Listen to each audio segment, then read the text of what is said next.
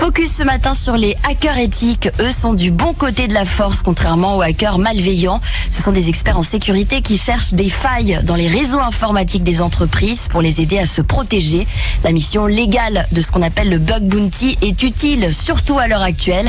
Tom Chambarotto, l'un de ces hackers à Rouen, nous explique le principe.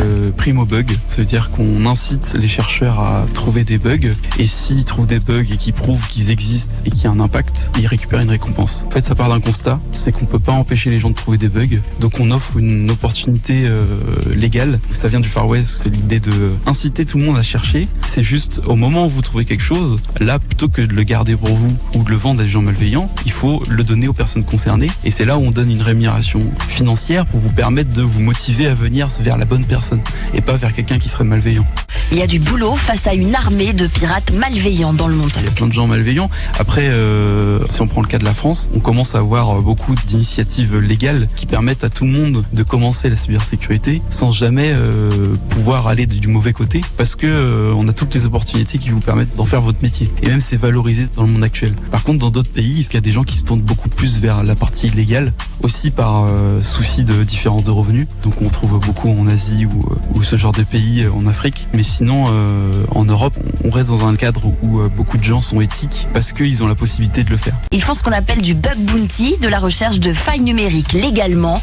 Un métier fascinant qui s'apprend. Je crois pas trop au talent, je dirais juste que c'est beaucoup de pratique et évidemment des connaissances théoriques aussi. Donc non, il n'y a pas besoin d'être né hacker. Et c'est beaucoup de la philosophie. C'est une idéologie quelque part. Il faut avoir la pensée hacker, de détourner les systèmes et de comprendre comment ils fonctionnent pour pouvoir les détourner de leur aspect principal. Donc on peut comparer ça à un art quelque part. C'est plein de techniques différentes. On apprend tout le temps, on est constamment en train d'apprendre parce que tous les sites internet sont différents avec des technologies différentes. Donc il faut maîtriser des connaissances bien larges pour pouvoir hacker un site. Loin des clichés du geek enfermé dans sa chambre, c'est un travail qui incite aux échanges, ce qui a séduit l'un d'entre eux à Rouen, Tom Chambarotto. Ça part de loin parce que je voulais être professeur et j'aimais bien l'aspect éducation, etc. et aussi l'informatique. Et du coup, dans l'aspect communautaire du bug bounty, de la sécurité informatique, il y a beaucoup de partage de connaissances, d'explications entre nous, d'aide. Et du coup, j'ai retrouvé ça au sein de la communauté hacker.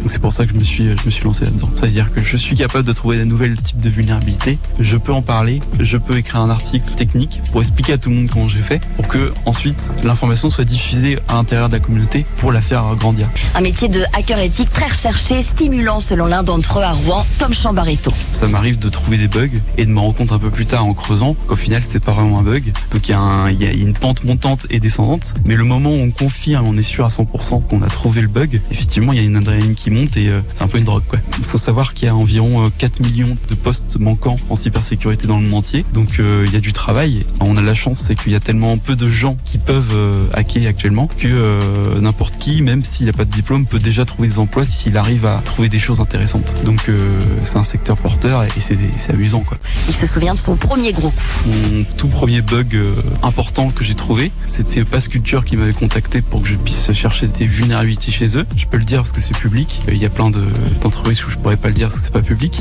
Je pouvais leur forcer des actions chez eux pour pouvoir, par exemple, fuiter les données des jeunes. Et du coup, une fois que j'ai trouvé le bug, je l'ai soumis sur la plateforme pour permettre à ce que Passculture puisse corriger ce bug. Avec tous les détails techniques qui leur permet de vérifier que ça existe bien, identifier l'impact et aussi pouvoir le corriger.